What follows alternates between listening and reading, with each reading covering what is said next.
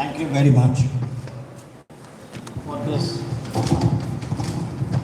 very wonderful introduction, which possibly I do not deserve. Very warm welcome.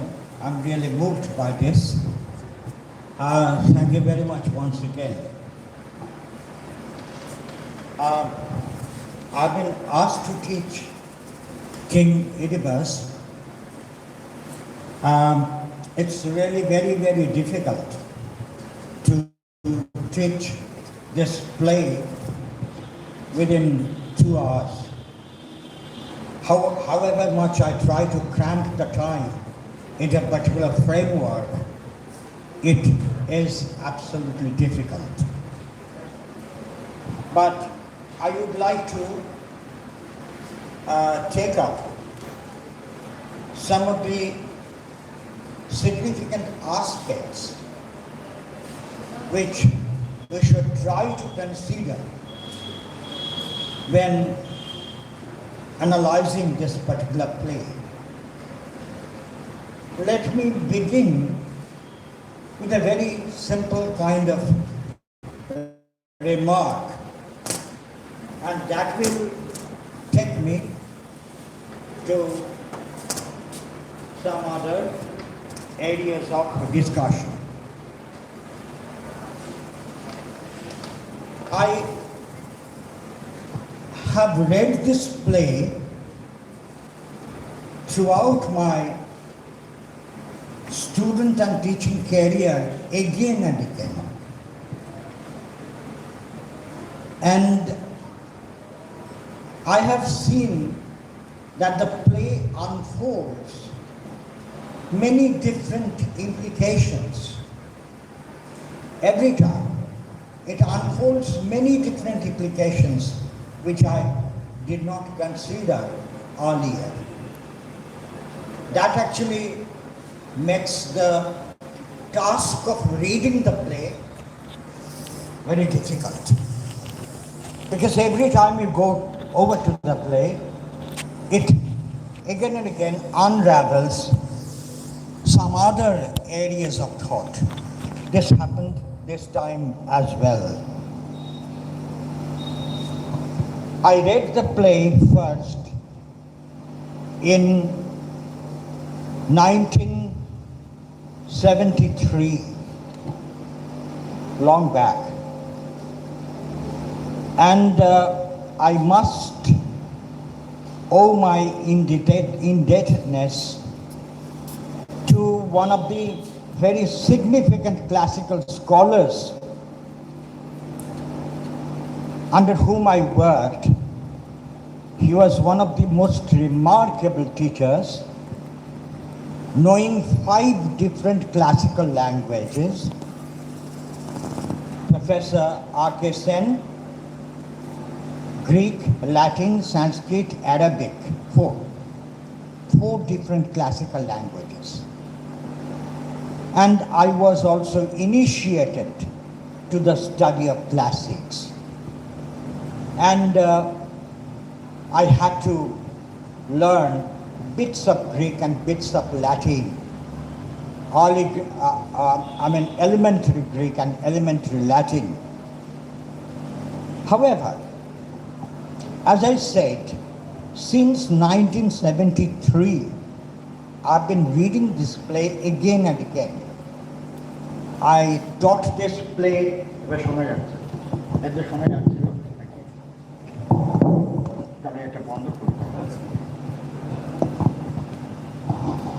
I taught this play in Burdwan University for quite a long time.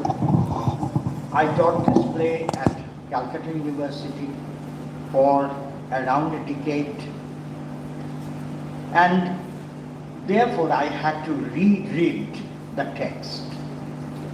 And as I said, the text came up with many different new complexities which I had to once again consider. This time, when I was reading the play, a particular theme really came up to my mind.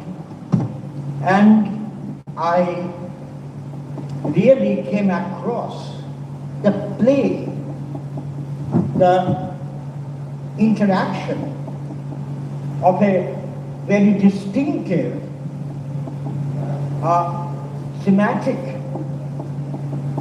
association, and that is called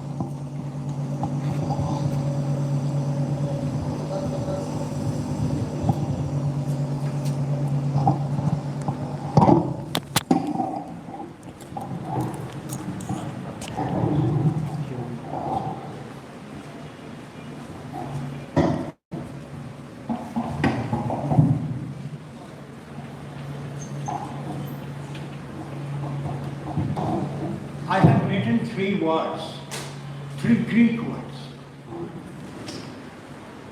The first one is propompoi,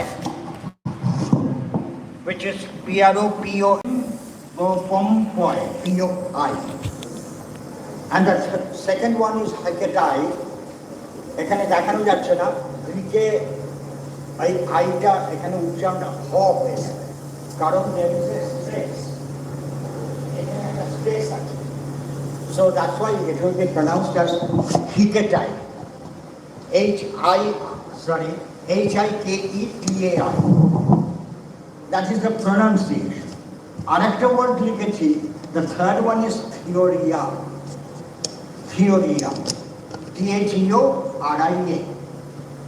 So these are the three, and later when I just began reading the text, I found that there is a very wonderful interplay of these themes, propompoi, hiketai, and theoria. And these are very definitely mentioned by different kinds of critics at many different places, especially RCJ, because I always go by the translation and the Greek edition of RCJ, who was the most renowned scholar in Greek. Now, what does it mean? Why do I especially take up these three words? And why do I want to begin with this? This idea, propompoi, actually means a religious, a ceremonial procession. It means a religious, a ceremonial procession, which actually occurs normally at the end of a tragedy. For instance, I can very definitely refer to Aeschylus. You have heard about Aeschylus? Acha, era মানে কতটা কি introduce আমি কিছু জানি না, text পড়েছে, এরা কিছু জানে মানে গ্রিক ইয়েগুলো ব্যাকগ্রাউন্ড কিছু জানে। আচ্ছা, নাও as I said, Aeschylus wrote a play called Eumenides. Eumenides, M-E-N-I-D-E-S. Eu actually means kind, good, etc. EU. For instance, যেমন আমরা বলি ইউফোনি, মানে good sound, sweet sound. So Eumenides, the kindly ones, the kindly ones. Eumenides actually is the last play of Aeschylus' Orestian trilogy. Aeschylus wrote 3 plays on the royal house of Orestes. Orestes actually was a very traditionally respected king, and the story of his household. যেমন এখানে, this is the story of the household of Labdacus. L-A-B-D-A-C-U-S. প্রথমেই আছে তোমার ancient Cadmus, etc. So it tells the story of the house of Labdacus. I'll come to this. Now, normally, as I said, Propongoy occurs at the end. The shop shake like other tragedy, then begins a procession. It becomes a kind of ceremonial procession, normally by the choric singers at the end. যেমন আমাদের নিজস্ব ভার্সনে, মানে ইংরেজি ভার্সনে, if you read Murder in the Cathedral, you will find that Eliot is trying to reconstruct this idea of the Propongoy. And if you read the play, so you find that Oedipus comes first and begins to talk before the assembled people. And this actually creates the impression of a ceremonial procession. The ceremonial procession led by the leader of the group, the priest. Right. So that's why you can see that it is not exactly the normal kind of chorus, it's a different kind of chorus. The chorus constituted of the members of the temple, the priest. যেমন মার্ডেলের ক্যাথিড্রালেও কিন্তু বেশ খানিকটা এইভাবেই দেখানো হয়েছে। So therefore, it begins with that. So Oedipus starts by saying, my children, descendants of ancient Cadmus. এই Cadmus ব্যাপারটা কি? এই Cadmus সমস্ত ব্যাপারটাই কিন্তু when I look at it right now from in terms of my newest reading of the text, I find that there is a very definitive religious, যেটাকে কথনিক বলা হয়, আমাদের পক্ষে তোমাদের পক্ষে ধরে রাখো religious, a sort of religious association. And here we find that the people have come haikekai. A haikekai, this actually refers to the healing pilgrimage of an individual. The people have come. Why? Because the plague has started. And there should be a proper healing for that. And therefore, who is Oedipus now then? Oedipus enacts the role of a healer. That is Greek ভাষায় বলা হচ্ছে pharmakoi. Pharmakoi, the healer. যার সঙ্গে আমাদের ইংরেজি pharmacy etcetera এই ওয়ার্ডগুলো সব মিল আছে। So therefore, he is the healer. And therefore, the religious ceremonial procession has started in front of Oedipus. Though they have come to the wrong person. But he will heal.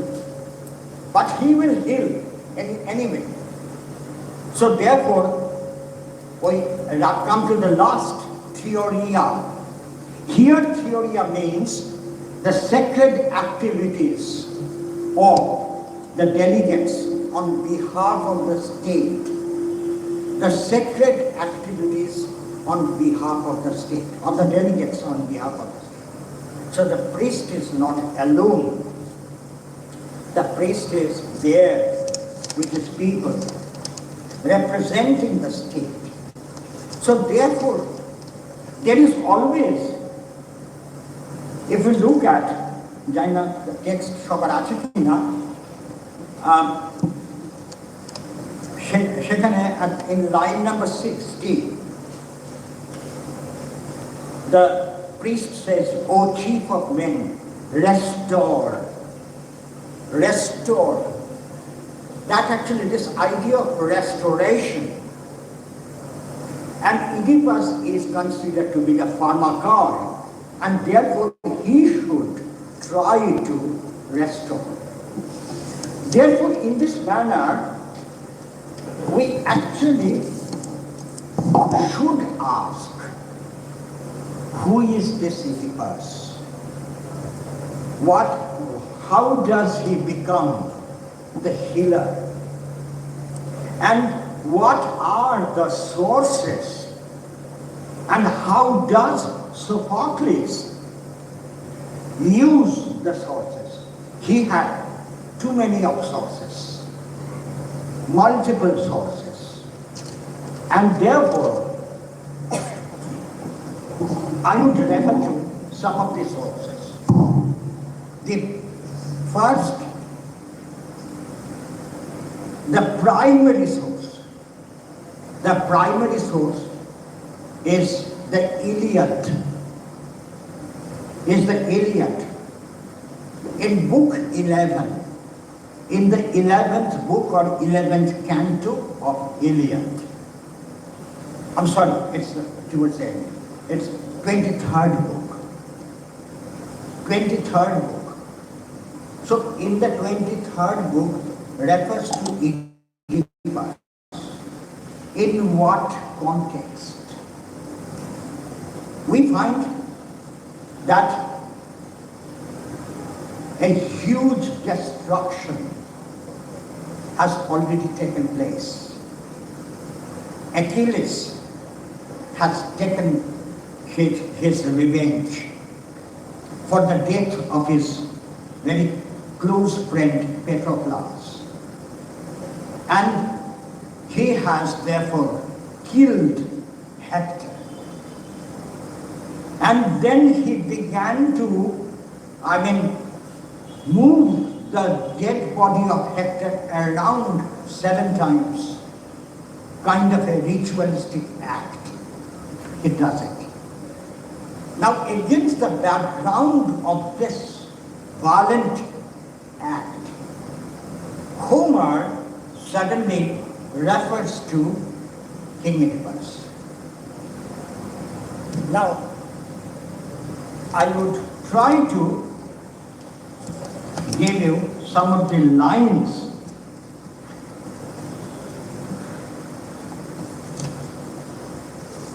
Yes.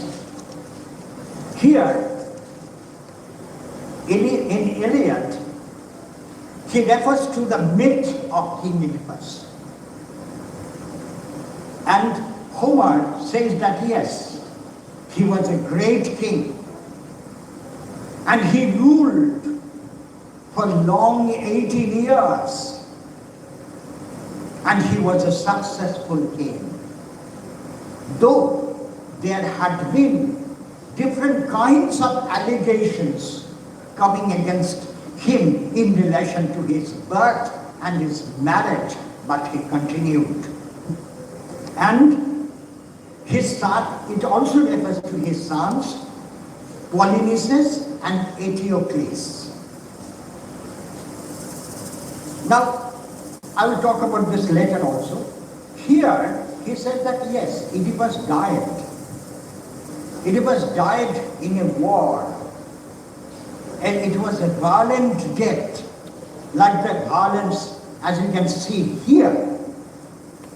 So therefore, that actually shows that it has been a pre-Homeric tale. It has been a pre-Homeric tale.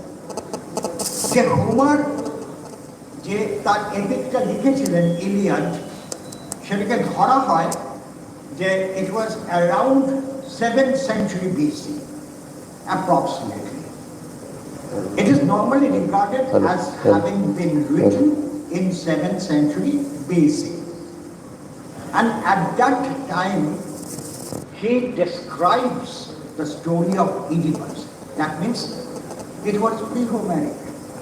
যে হোমারের আগে থেকেই, সেই 7th century BC আগে থেকেই এই গল্পটা সবাই জানতো। কিন্তু গল্পটা কেমন ভাবে জানতো?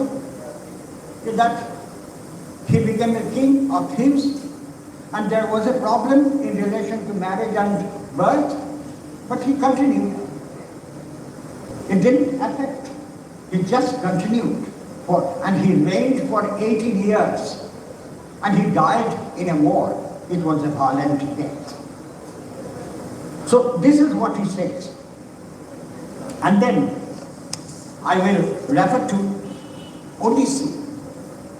In Odyssey, book 11, line number 271. Similarly, it says that Oedipus didn't mind. He continued to rule.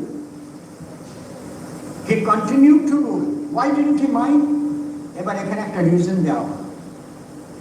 Well, the sons and daughters, বলা হচ্ছে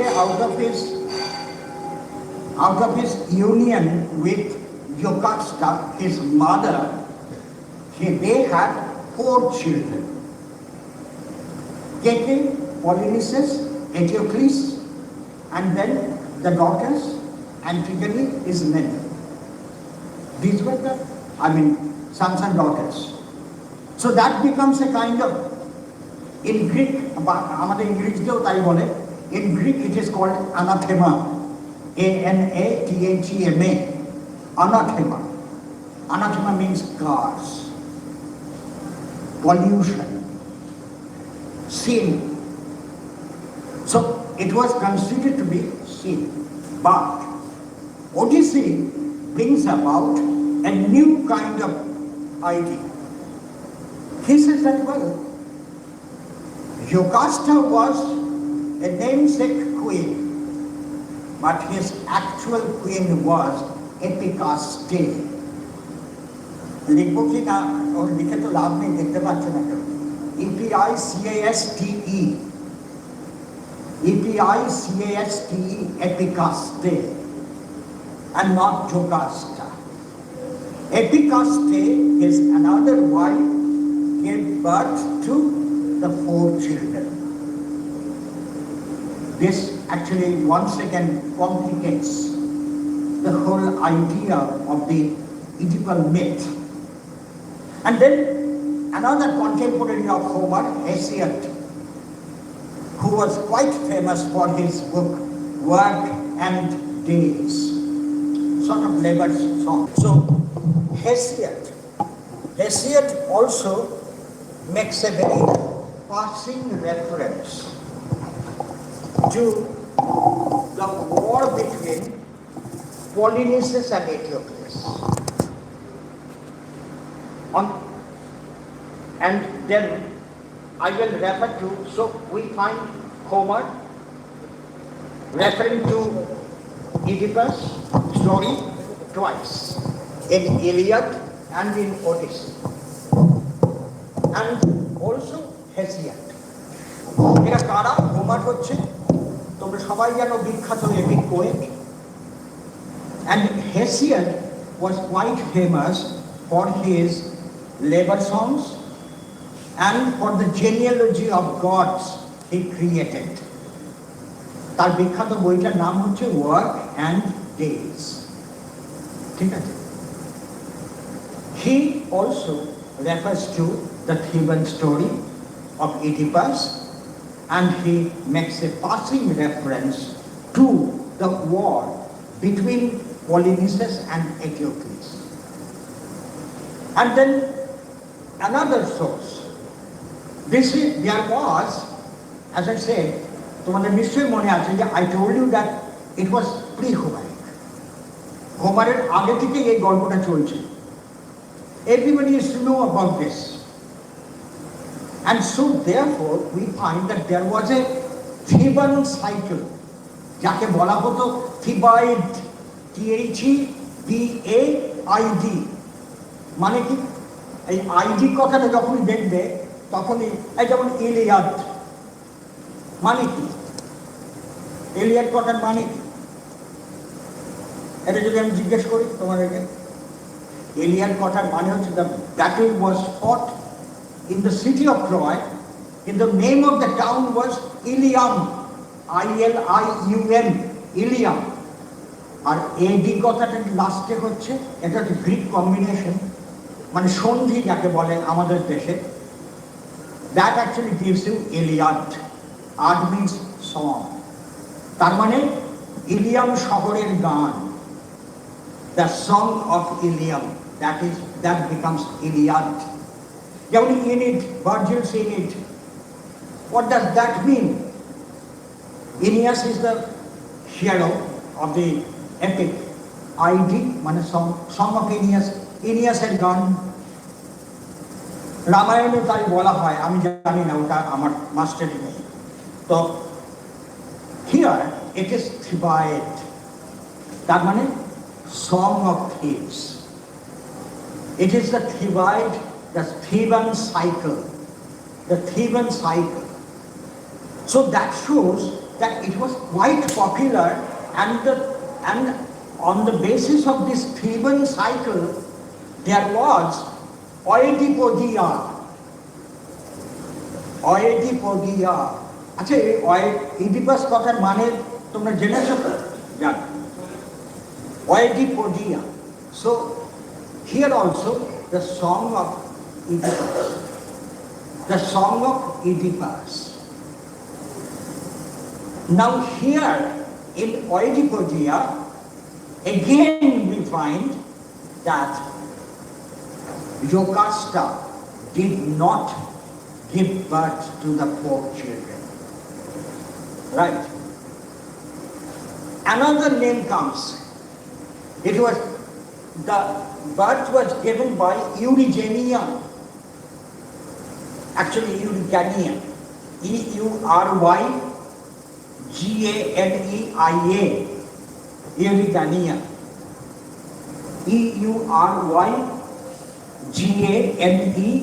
Eurygania. So we get 2 other names. Isn't that so? We get Epicaste, we get Eurygania. Now why is this? এটা বারবার ঘটছে কেন? Sometimes we find that they are children of Oedipus and Jocasta.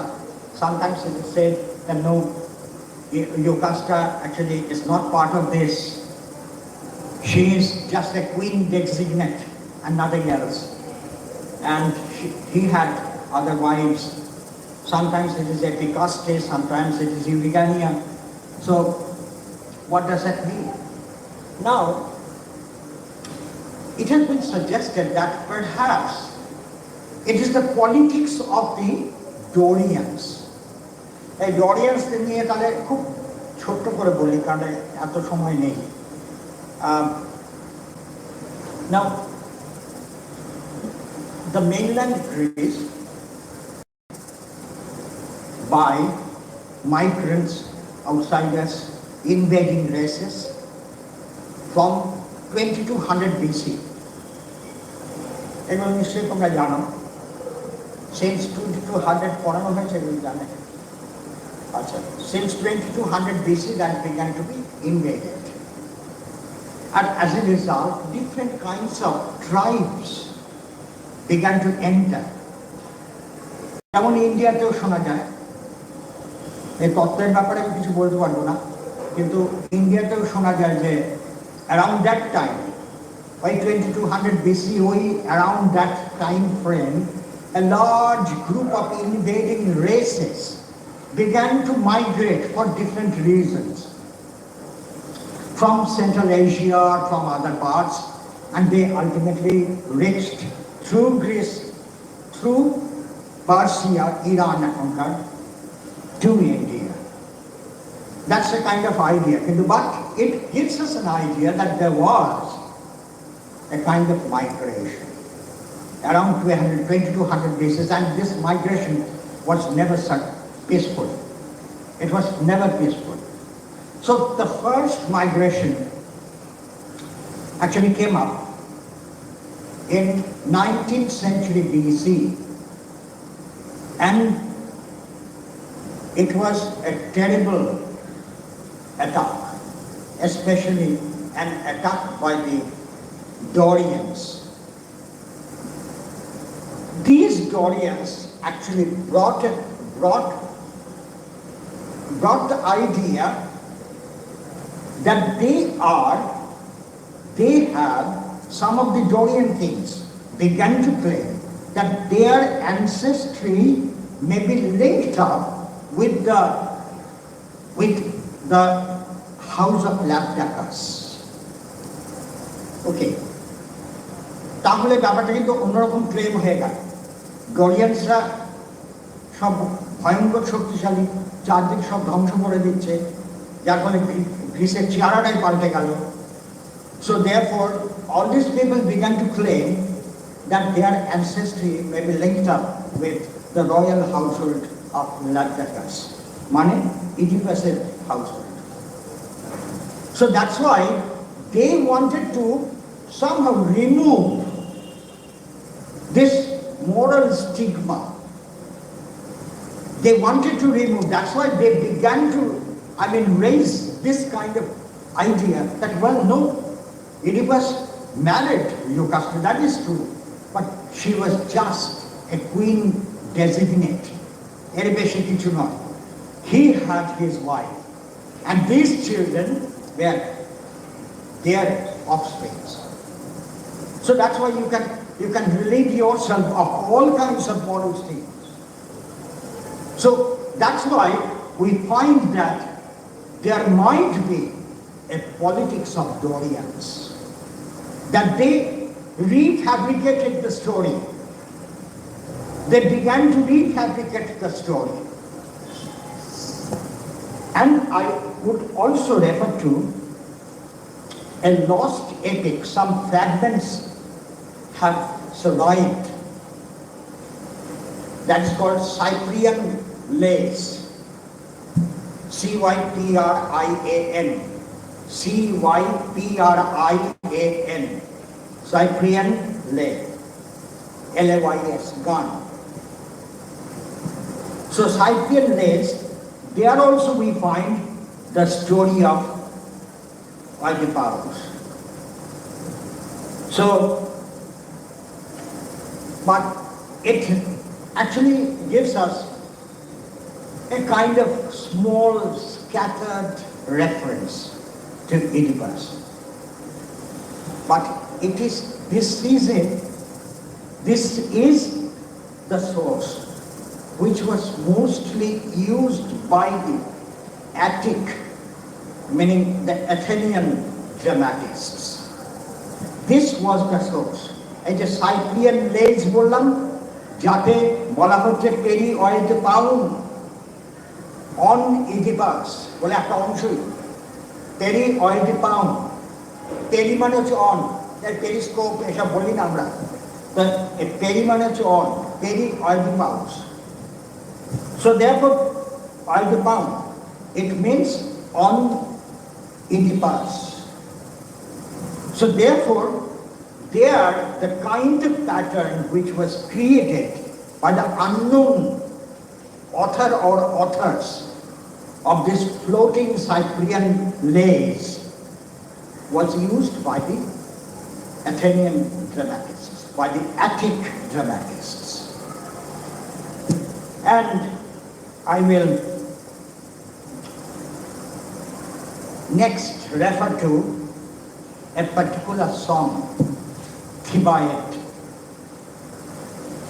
T-H-E-B-A-I-D, Thebaid. Song of Thebes.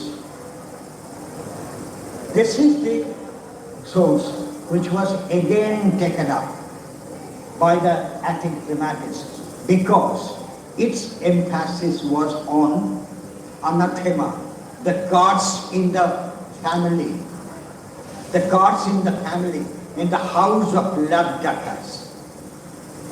And third, they once again actually depended on Pindar, another Greek poet, P-I-N-D-A-R, P-I-N-D-A-R, Pindar. He wrote quite a number of poems, and they are called Olympian poems, Olympian songs. এগুলো সব ইন্টারনেটে পাওয়া যায়। And there, in Olympian songs song number 2, there is a very distinctive reference to the destruction of Oedipus as a result of operations of destiny, যাকে Greek ভাষায় বলা হয় ময়রা, M-O-I-R-A, M-O-I-R-A, moira, destiny. So therefore it is the operation of moira. It is the operation of, therefore moira comes to be related to Dike, justice, D-I-K-E, যেটা নিয়ে Plato অনেক পরে কথা বলবে. So therefore we find therefore 3 things. Number 1, Cyprian lays, where we find the story of Oedipus, and that comes to be used by the Attic dramatists. Then comes Thebaid, from which they took up the idea of the cars. And then comes Pindar, from which they take up the idea of destiny. And that actually creates a dramatic material. Earlier it was not dramatic. কেন dramatic ছিল না? Because it was epical. সে তোমার গানই হোক আর যাই হোক. You must remember that Sophocles, Aeschylus, all of them have been fighting against a very strong generic tradition. And that generic tradition has been the epic, the longer songs. So it was a tremendous kind of task for them to negate the epical and establish the dramatic. So therefore, they have been trying to find out how they can create the sense of the dramatic by replacing the epical. That means it was a challenge against the Homeric tradition. And it was an establishment of the Thespian, Arianian tradition. তার কথা পরে আসবে. Now, so therefore, we find, আচ্ছা আরো একটা জিনিস আছে. He, for the first time, আমার বোধহয় 2-3 ক্লাস নিতে হবে. So therefore, Pindar once again introduces another thing. You may remember a very vital part in the play. That is how Oedipus emerges in Thebes, coming out of Corinth. Corinth থেকে এসে Oedipus emerge করছে and becomes the king of that place. How? By destroying the Sphinx. By destroying the Sphinx. Now this story of the Sphinx was again provided by Pindar. Again this was taken up by the dramatists. Because I tell you that it was not just Sophocles who is writing on Oedipus, all of them wrote. All of them. So let me refer to Aeschylus. Aeschylus actually was very much fond of writing trilogies. He was very fond of writing trilogies. And the story of the family. এই যেমন একটু আগে বলছিলাম Orestian trilogy, the family of Orestes, which begins with Agamemnon. So therefore, there we find that there is a curse in the household. Aeschylus actually begins the idea that it has got dramatic potential if you use the curse. And curse means the fulfillment. fulfillment of the gods. So therefore he writes 3 plays. Number 1, Laius, অথবা গ্রিকে বলে Laius, LAIUS, লাইয়াস। এই বইটার কিছু কথা রয়েছে আর সব নষ্ট হয়ে গেছে। নাম্বার 2 হচ্ছে এডিপাস, এখানে কয়েকটা ভার্স রয়েছে, সাম ভার্সেস আর দেয়ার। তাহলে ফার্স্ট একটা প্লে, এটা ট্রিলজি, কিন্তু this a trilogy by Aeschylus. তাতে কি হচ্ছে? First Laius, where we find some stray words, and the second play is Oedipus, where we come across some verses, and finally this is the most famous play, 7 Against Thieves, one of the most important plays of Aeschylus, 7 Against Thieves. A 7 Against Thieves bolte বোঝাচ্ছে the story of their children, মানে Eteocles or Polynices. The battle of Polynices and Eteocles, that has been put here. And here we have a long passage. I mean, আগেই বললাম যে the first play has just a few words. The second play, Oedipus, only 3 verses remain. And in the final one, 7 Against Thieves, here we find that there is a long passage. And line numbers are 772 to 791. And it gives, this is the play through which we can get an idea of the Aeschylean perspective on the Oedipus material. I'm not talking about the play, I'm talking about the material, the Oedipus material. So it is in Aeschylus, as it was quite familiar with him to do. Here we find the operation of Erinys, ERINNYS, Erinys. Erinys actually refers to the agents of punishment, যাকে সাদা বাংলায় Nemesis বলা হয়। Erinys actually are the divine agents of punishment. As I said, that there is a moeda, destiny, there should be justice, deity, but in between, who will ensure the justice?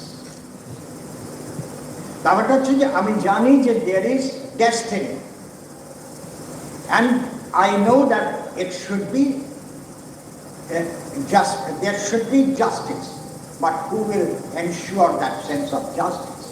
Here comes the divine agency of the Erinys, ERINNYS, Erinys. So therefore, we find that Aeschylus actually treats this story in terms of the Homeric pattern. He cannot move away from it. Because in Homer also the same kind of pattern, that same idea, the guilt of Paris and the punishment. So therefore you can see that he uses the tradition of anathema, the tradition of gods, in terms of the Homeric tradition. So however much that he is writing a play, a drama, and although Gilbert Murray has again and again branded him as the creator of Greek tragedy, yet he makes a very wonderful attempt but cannot really move away from the Homeric tradition, which is ultimately done by Sophocles. So Sophocles never writes a trilogy. Eta tomra clear way. Sophocles never wrote any trilogy on Oedipus. All of them were separate plays. All of them were separate plays. So you have King Oedipus, then Antigone, Oedipus and Colonus, but they were all separate places. Oedipus for the first time, Sophocles for the first time challenged the Aeschylean tradition of creating a trilogy.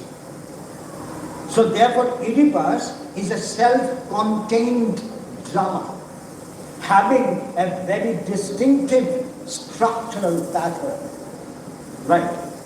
So it is a play, it is complete, and it does not either look back or look forward. But when you read, say, Laius, you have to look forward to Oedipus. When you read Oedipus, you have to go back to Laius and again look forward to Seven Musketeers. So that means it's never self-contained. And in other words, it creates an epical cycle, the long, traditional, generic epical cycle. You are part of this. Right? So therefore জানি না এটা কতটা acceptable হবে, ব্যাপারটা হচ্ছে যে there are two kinds of patterning. One is eschatological and another is teleological. Eschatological,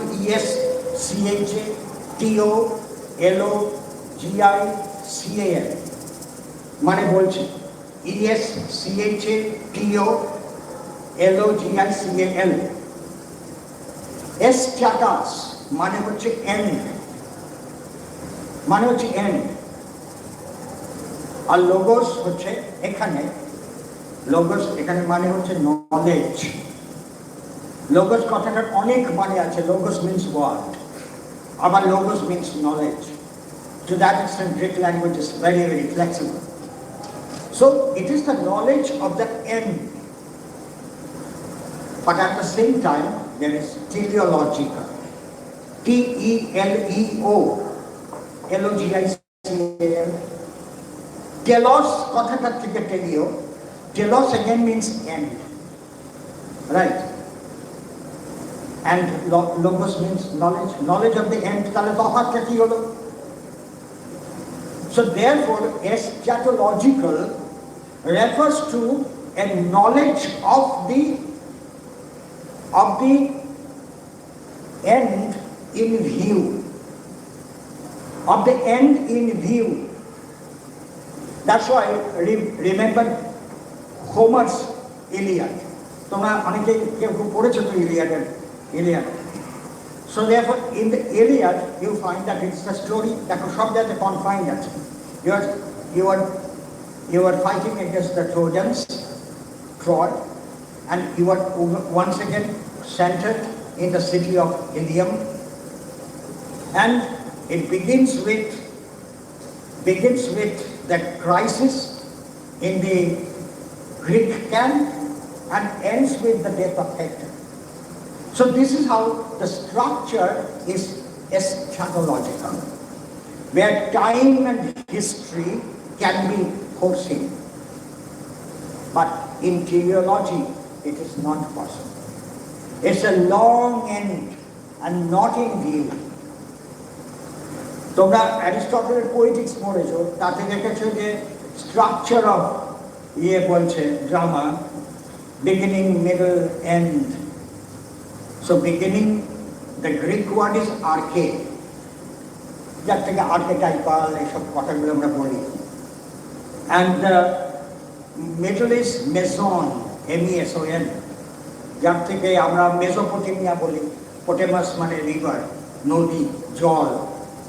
So in between rivers, Tigris, Euphrates, তার মাঝখানে যে land, that is called Mesopotamia. So, and telos, the end. Right?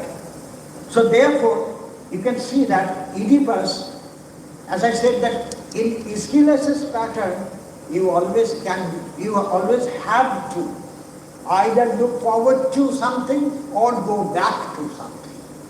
Either you look back or you look forward. You have to do this. So therefore, when you are reading Laius, you are looking forward to Oedipus. And when you are reading Oedipus, you have to go back to layers and look forward to 7 years things. But here, no. It is a self-contained structure. You don't have to go back to anything. You don't have to look forward to anything. So that's why structurally more cohesive. So therefore, there are other places like the University Colonels, there are Antigone, but you don't have to bother about that. Because it's no part of your, of your perspectives. So therefore, I will now refer to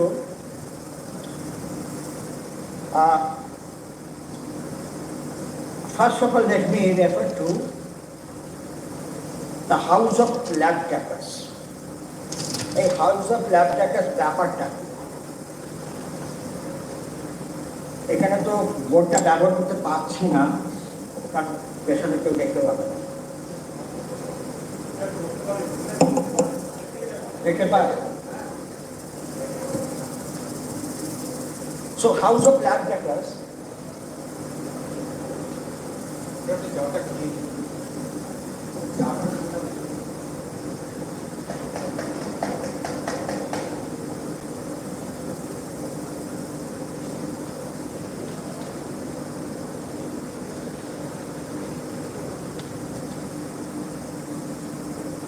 I'm an old school teacher, so therefore I still use blackboard and chalk.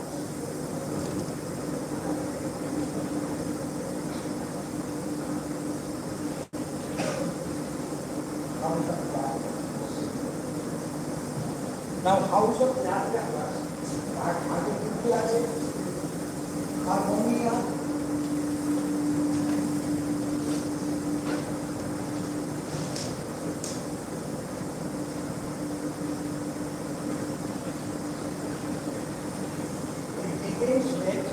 হারমোনিয়া and Cadmus. এর মধ্যে অনেক anthropological ব্যাপার আছে, সেগুলো আমি এর মধ্যে এখন আনছি না। হ্যাঁ, কেন ওর নাম হারমোনিয়া, কেন এর নাম canvas, actually as a result that will take us to different directions. Actually, it has been suggested যে প্রথমেই তোমরা দেখতে পাচ্ছ it refers to the house of canvas. My children, descendants of ancient canvas. Descendants of ancient canvas. এটা কিন্তু মনে রাখবে, this is absolutely ironical. He is, addressing them, says that you are the ancestors of Cadmus. You belong to the house of Cadmus.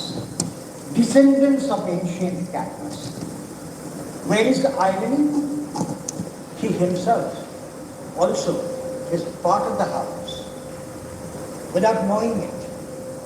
He himself is part of this house, and it has been pointed out that the entire family of Cadmus was cursed from the very beginning.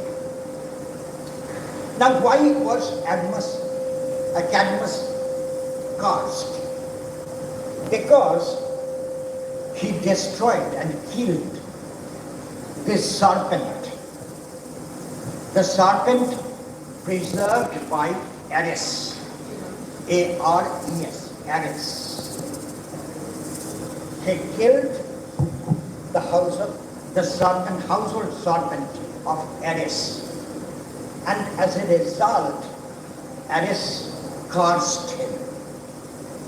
So that is the household serpent. Actually is here a religious symbol of fertility. So that symbol of fertility came to be destroyed by Cadmus, and he was cursed. That there will be, what was the curse? There will be always a curse in the family. The curse causing bloodshed.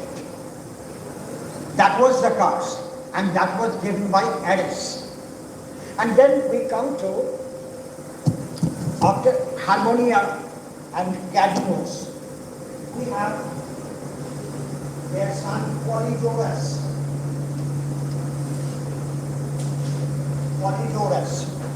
Polydorus actually মানে হচ্ছে many gifts. Dorus কথাটার মানে হচ্ছে gift. Polydorus. And Polydorus' son was Lepidus.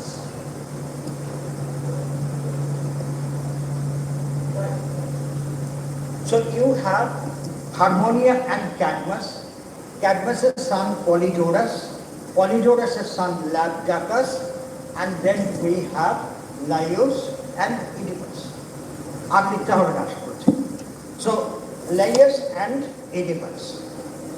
Now here, Cadmus actually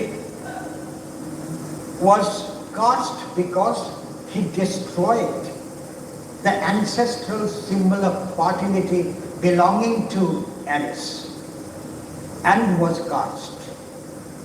And then once again the cast comes with Laius. Now Laius at that time was in a very terribly disturbed situation after the death of his father Lepidus.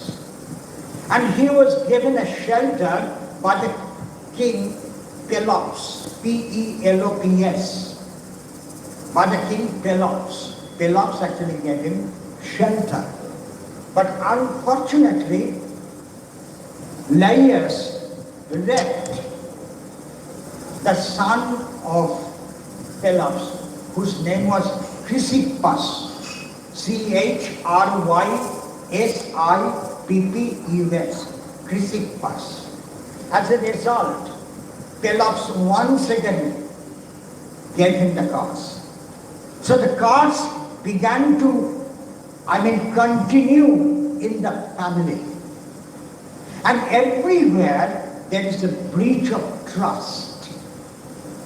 And this particular, genealogy of the family shows that there has been again and again the problem. And I would also refer to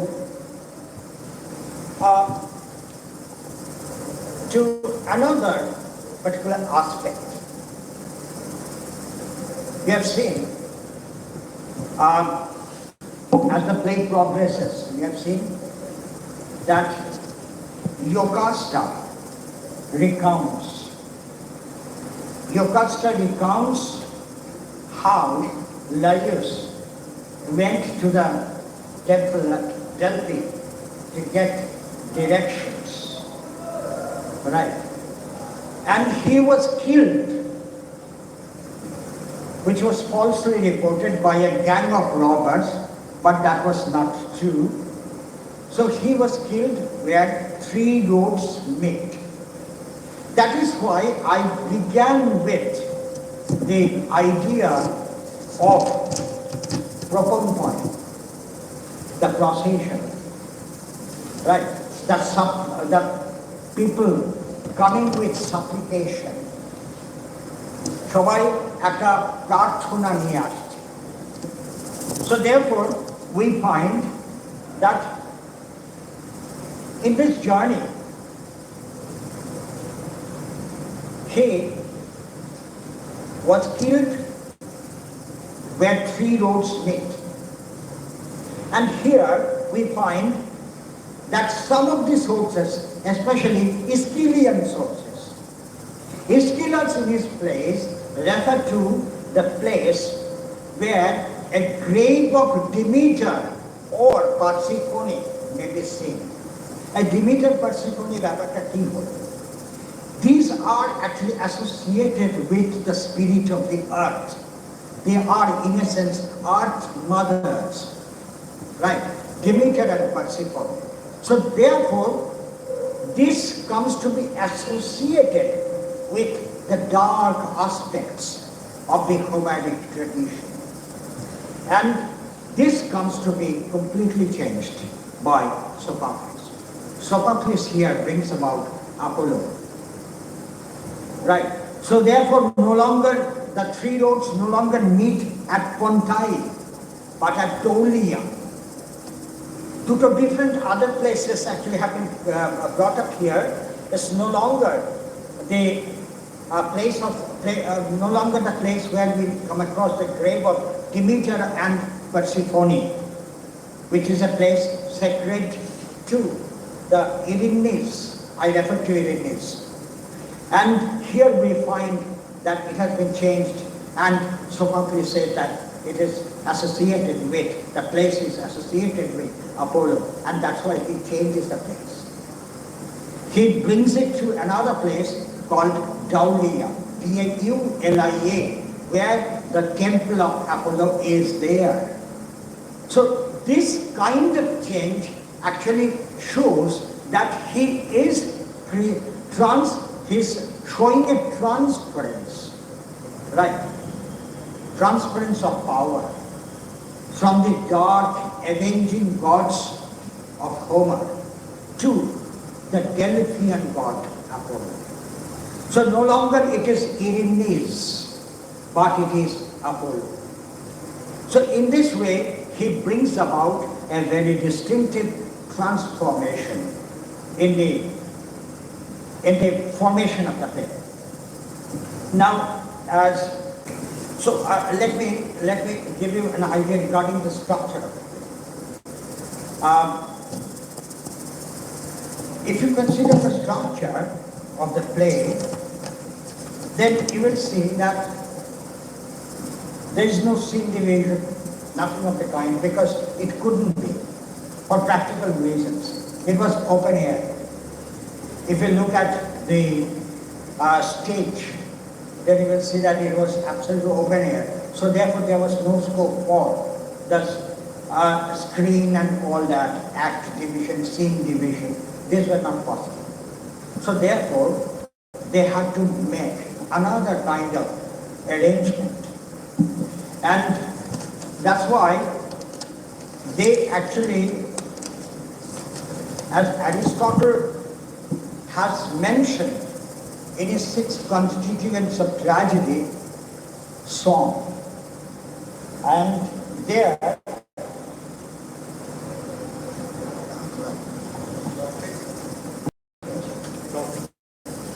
no, stop right by now.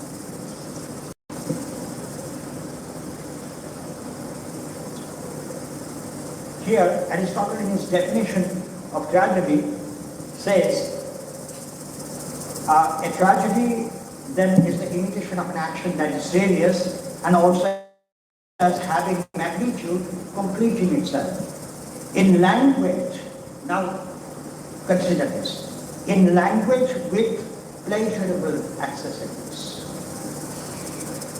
Each kind brought in separately in the parts of that work.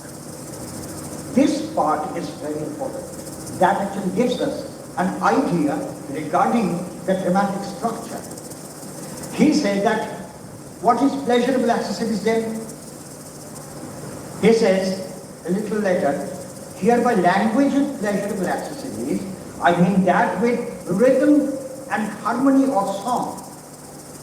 যেটাকে Aristotle বলছেন melos, M-E-L-O-S, melos, the song, superadded. So it is not just action. The actio part is also superadded with the melos part. So he says, I mean that with rhythm and harmony or song superadded. And by the kinds separately, he said that there should be songs superadded. And again, he says that there should be a separation. They should be brought in separately. What does he mean by that? I mean that some portions are worked out with verse only, and others in turn with song. So that means very clearly he says that there are 2 parts. One part is the song and the other part is the action, dramatic action. So it is in this way, praxis and melos, that they go together. So therefore, when we look at a Greek tragedy or an imitation of a Greek tragedy, you'll find this kind of structural decisiveness. For instance, if you look at Milton's Samson Agonistes, the same kind of thing. So there also we find, now what is this called? Now this division, I'll come into more details, but let me just first of all tell you about this division in their details. That is Stasimon and Epeisodoion. EPEISODOION. প্রথমে কিন্তু এপিসোডোইন হবে, I'm sorry. দেখেন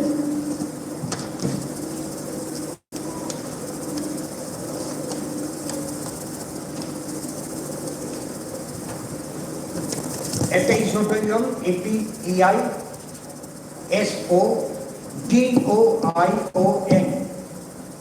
E-P-E-I-S-O-D-O-I-O-N. Episodon 1.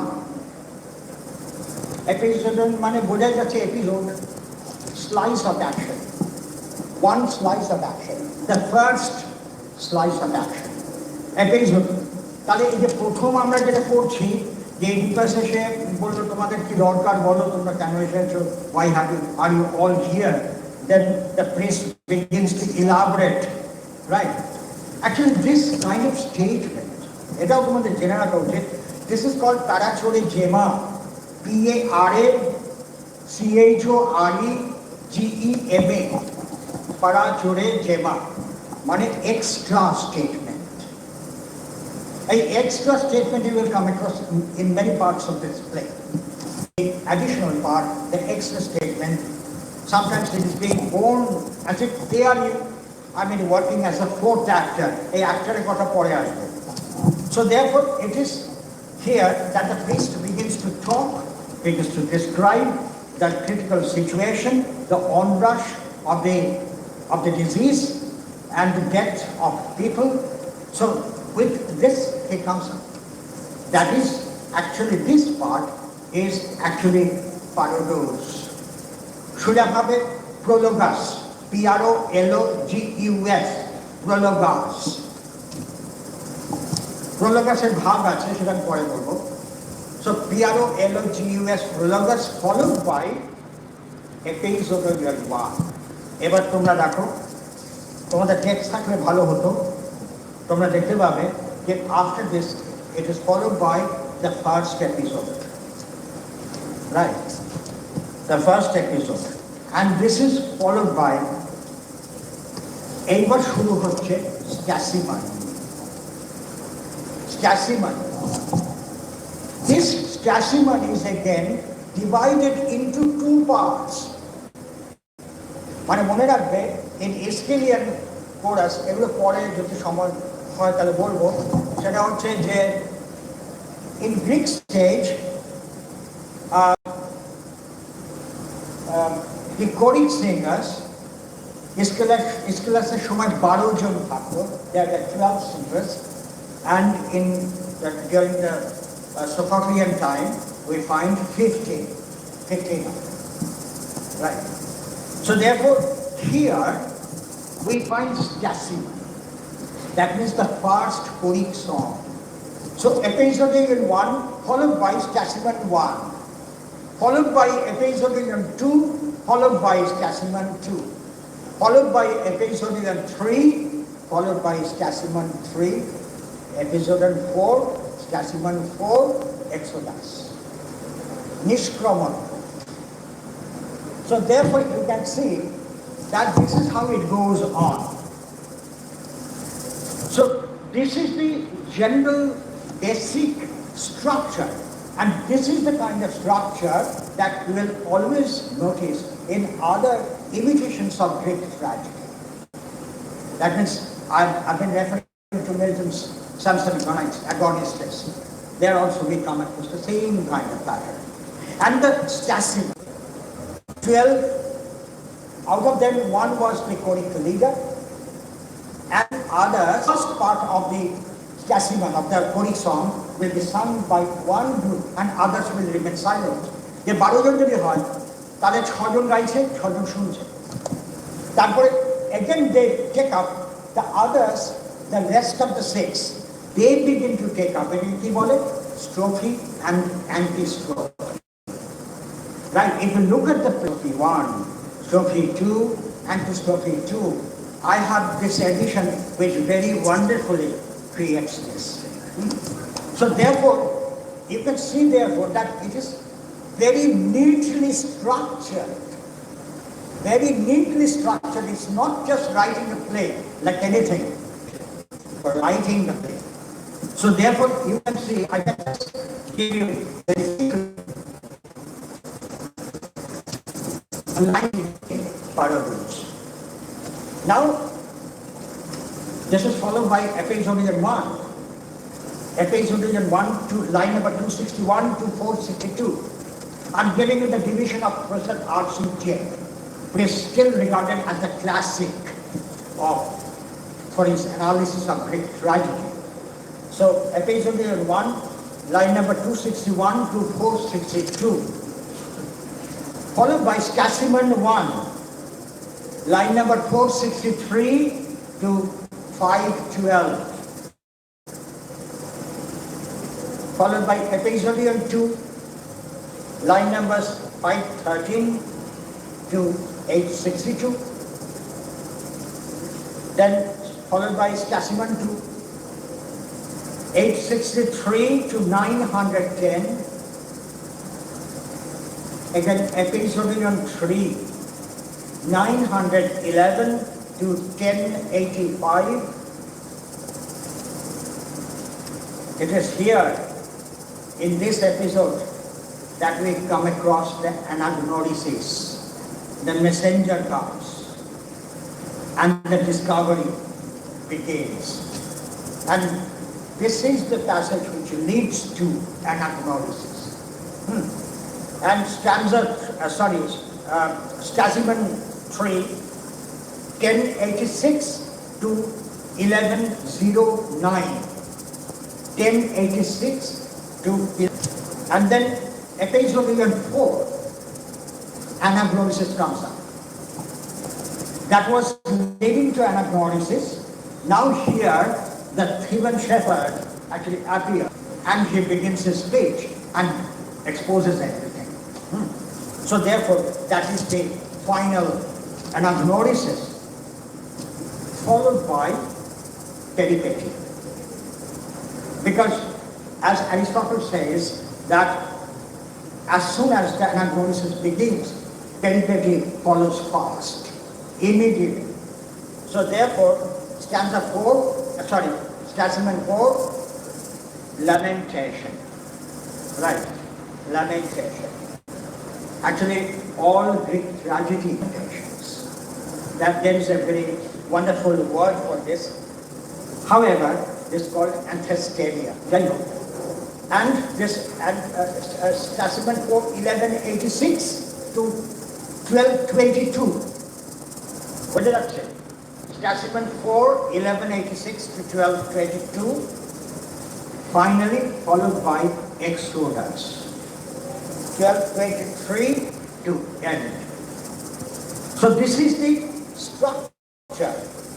And it is here that we find that the peripeteia has been established.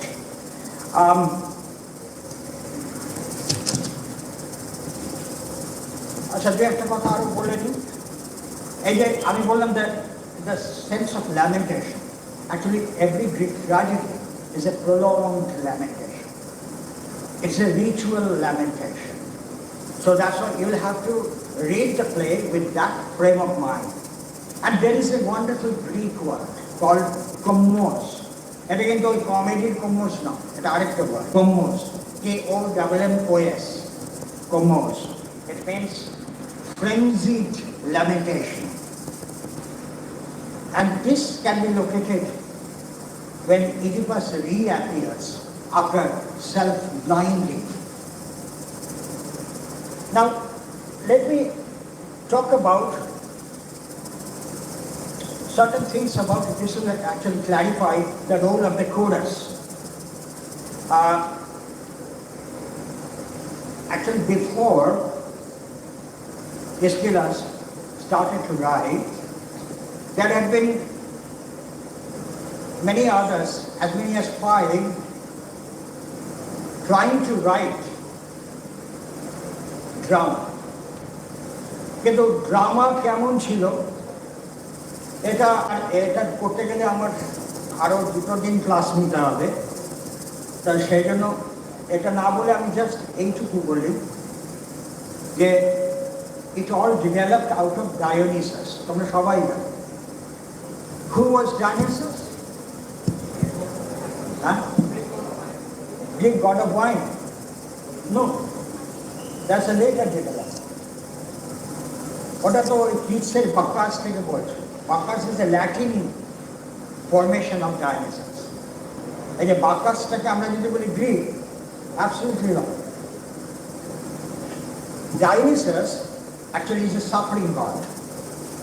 আমি এর বার্থের স্টোরিতে মানে এই গাল গল্পটা এখন আর যাব না। আমি শুধুমাত্র অল্প কথায় বলে দিচ্ছি, he is a rural god. His name is a pointer. What is the meaning of the name? Dionysus.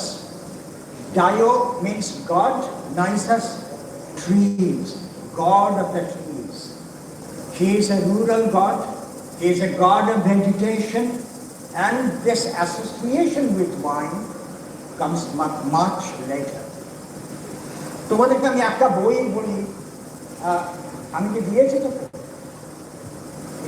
এই হেগের বই tragic drama of the Greeks আছে তো, এটা ওদেরকে পড়ালে ভালো। So you will get full book, অনেক আগে লেখা, still now there you will get to know all about dinosaurs. তাই আমি এর মধ্যে আর সময়টা দিচ্ছি না। So he is the god of the trees, the name itself tells us, and he becomes a god of wine. And also the idea of the phallus, the idea of the phallic song which comes out of the phallus. Now there have been 2 kinds of festivals. One was in the spring and another was in the winter. And in both cases a maiden will lead this along with the priest. The spring festival or the winter festival, whatever it is, everywhere we find that the maiden, along with a phallus carried aloft the head, along with the priest and the rural people, যারা kids পড়েছো Grecian arm, তাতে খানিকটা idea পাবে। So all of them actually are proceeding towards the temple of worship. Okay. Actually একটা কথা বলে রাখি, Greek ইয়েতে যেগুলো পড়তে গেলে অনেক কিছু হবে, আমাদের সঙ্গে একটা তফাৎ আছে, সেটা হচ্ছে যে in the temple they did not worship. The temple was considered to be the house of God. They would worship outside. So therefore, this externality of religion, all of them are, as they reach there is a platform in front of the temple. There they, worship the God. And then on that platform, a group of singers, right, Aoidos, যে থেকে code এই সমস্ত কথাগুলো এসছে, Aoidos, A-O-I-D-O-S, A-O-I-D-O-S, Aoidos, and these singers will now begin to sing. What? The subject? The life of Dionysus. Thus, in this spring festival, actually it is said that from the spring festival rose up the comedy. So therefore, in spring festival, they would sing this Oedipus or chorus. Actually, ওদের ভাষা সেটা chorus, CH ওটা। এইরকম X এর মতো লেখাটা। So the chorus would now, dramatist that we know is Aryan. আর যে গানটা গাইতো সেই গানটাকে কি বলা হয়? অ্যারিস্টটলে আছে পোয়েটিক্সে, ডিথিরান। ডিথিরান কথার মানে হচ্ছে song in praise of god, DITHYRAMD, dithyram, meaning song in praise of God. Now, this actually started with Arian, and it was always, the essential subject was the story of Dionysus, and especially the suffering God. Right? A God is on the one hand, he is a suffering God, he is being tortured, he is being atrociously, violently tortured by different agencies. That is one side. But the other side is the jubilance of the God, the jubilant adventures of the God, as Oedipus refers to him in his play Finisci. There he refers to Dionysus' journey even up to India. অনেক কিছু মিলটিল আছে মেগাস্থিনিসের তা indica যদি তোমরা পড়ো তাহলে দেখতে পাবে যে Megasthenes is saying, well, what are these people doing? They are worshipping a kind of God which has a palace and all that, and there is a lot of intoxication. So this is perhaps the Indian Dionysus, right? So these are some of the, pieces of information that I just shared with you. So Arian actually did one thing. It was all song. It was song, the poetic song. But Arian introduced for the first time spoken verses, here and there, choto, small spoken verses. And who will speak? It's a big thing. Because there are, long line of singers, and who will speak? The leader of the group. And to whom? He will speak as a mode of commentary to the audience, to the people, religious people who are listening, or explaining it to the fellow singers. এটাই কিন্তু প্রথম এই কোরাসের ফাংশনটা তোমরা যেটা পড়ো তৈরি হচ্ছে। That means it creates a bridge between the stage and the audience. It's a commentary on the exit of the tragedy.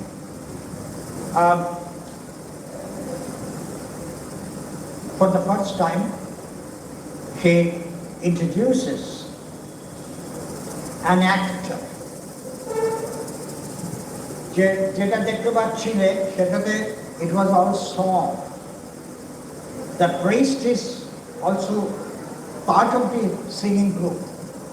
Not the priest, the head of the group. The head of the chorus is also part of the singing group. But he, for the first time, introduces an actor. This is number one. That means who will be the actor? A leader of the group. এটা কেন পরে আসবে বুঝতে পারবে। Introduction of an actor. The actor is the leader of the choric group. কোরাসের যে leader, যে গান গাইছে, যে পরিচালনা করছে, সেই কথা। He is the first actor, right? And after that, the second importance given to spoken conversations. এটাও থেসিসের আরেকটা contribution. The second contribution is importance given to spoken conversations. Number 3, balance between lyricism and drama. এটা একটু বলা দরকার।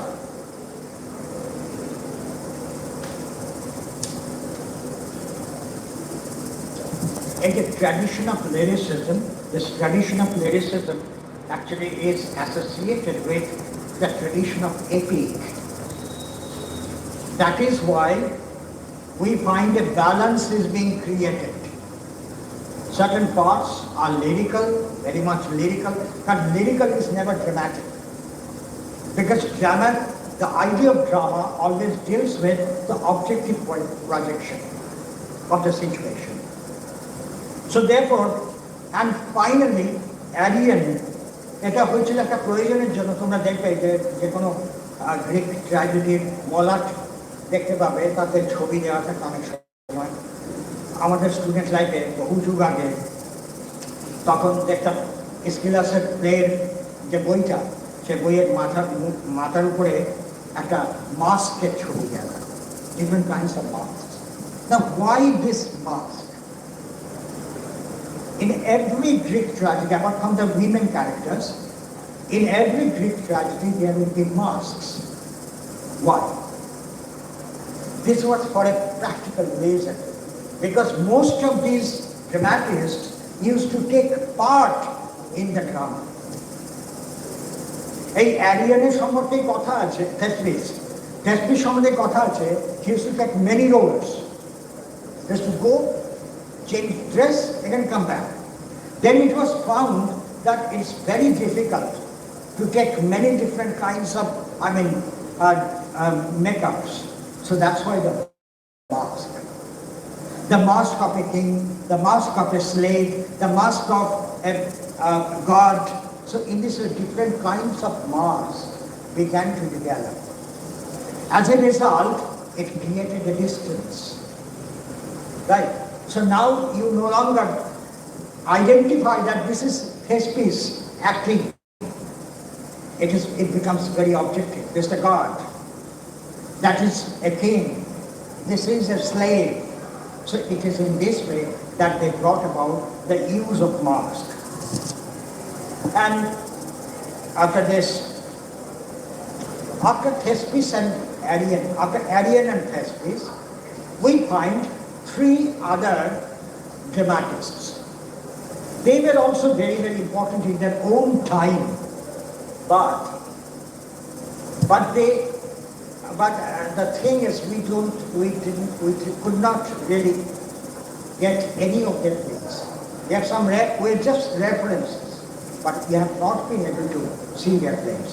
Now, I just give you the names of the other dramatists. This is Choerilus, Choerilus, Choerilus, Choerilus. Then Pratinus, Pratinus, Pratinus. And then Phrynichus, Phry, Phrynichus, Phrynichus. So these were the three dramatists. Actually, we have not much knowledge about their achievements, but we have some references to Phrynichus, the third one, was very popular as a dramatist, that is quite clear from different references. And I will come to Aeschylus, then end with Sophocles. Now Aeschylus is, for the first time, brings about the second actor. Etar monitor. Is a first actor, second actor, third actor, what does it mean? That means it is a way of negating the importance of song, the importance of the chorus. আগে কি হচ্ছিল, Arian ধরো, Thespius ধরো, there is a line of choric singers, and they are doing everything for you. And it is always the story of Dionysus, the god. So naturally you cannot really bring in characters. Whom will you bring in as character? So that's why you can't bring the characters. But it is Aeschylus who for the first time brings in human characters. It is no longer the story of Dionysus. Dionysus goes to the background. Dionysus remains as an agent of inspiration, but nothing more than that. Here we for the first time find Aeschylus writing on the story of the traditional human myths, the stories as told by Homer in his epics. So therefore, in this manner, we find that he introduces the second actor. The first actor কে রইল? The first actor remains the choric leader. The choric leader is the first actor, and then naturally the stage changes.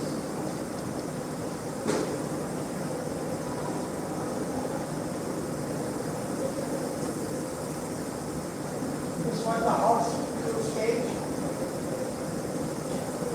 and in this horseshoe stage, previously there had been the choric singers. Right. They used to do everything. And here we find the choric singers. Right. And what does Aeschylus do? Aeschylus says that. Right? If it is the story of Agamemnon, then Agamemnon, the character comes here. Right? And the choric leader becomes he stands here. He talks to the character. So therefore, choric leader is the first actor, and the character becomes the better. So we find that the first actor is the leader of the chorus, and the second actor is the character himself. So it is in this way that we find that the role of chorus comes to be minimized. Further minimization will come in the hands of Sophocles. We are just waiting for that. So therefore, I'm just trying to be very fast. Aeschylus actually gives us the second actor, and then Aeschylus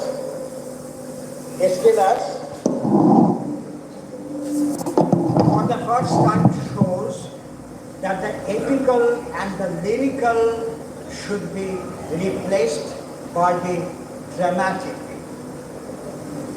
especially in the songs of chorus as well. That's why he minimizes the role of the song.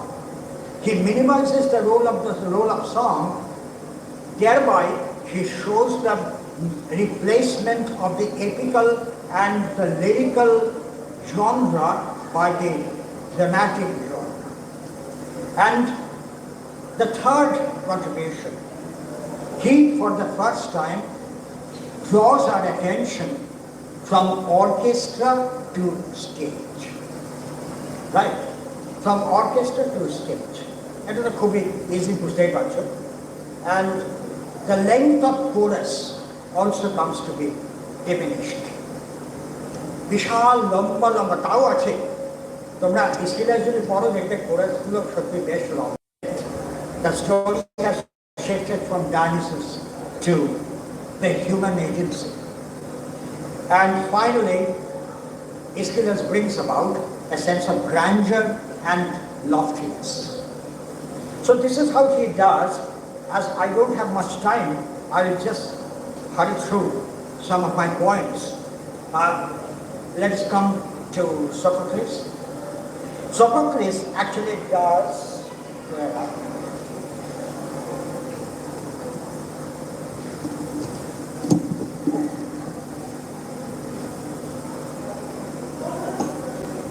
now Sophocles speaks about another actor. That's why you will find that there may be in King Oedipus two actors speaking together. কিন্তু সেখানে একটা restriction আছে. The actor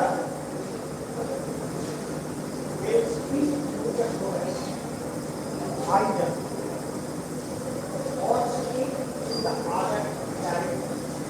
but not all together.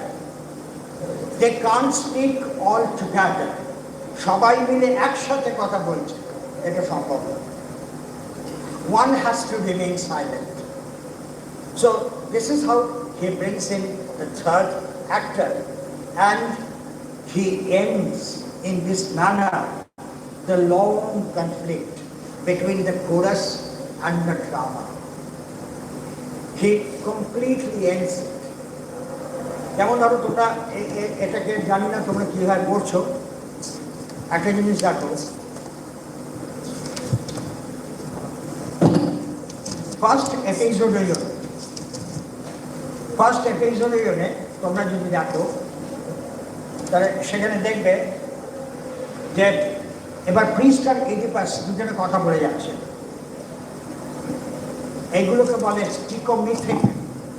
স্টিকোমিথিক dialogue, ছোট ছোট লাইনে কথা বলছে, মানে quick query and quick response. Why? Because it speeds up the action. It's because of this that they are doing it.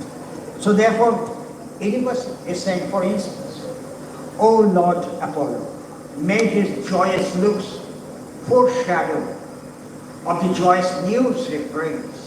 Then the priest says, as I surmise it's welcome, or else his head would not be crowned with velvet laurels. So it is in this manner we find that he speeds up the action through the stichometric conversation.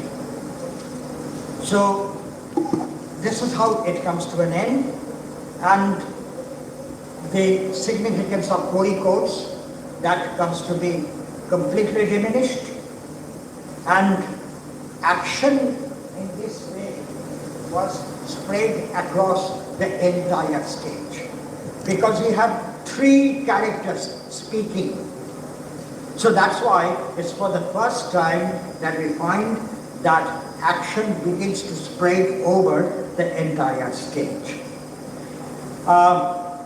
And also, yes, he for the first time completely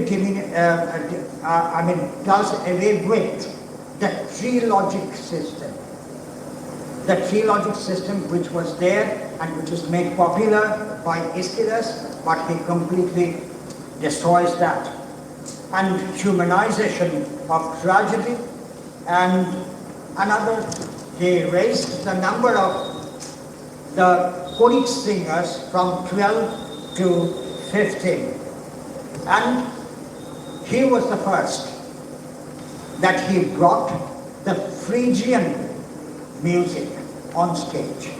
A Phrygian music কেমন ছিল কি ছিল এটা এখন আর এখানে বলতে পারবো না, তোমরা জানতে হলে you can read Plato's The Republic, where he is commenting in book 2, where he is commenting on the functions of music in society. So let me stop today, and if there is another chance, I would love to come back. Thank you very much for your patient listening to me.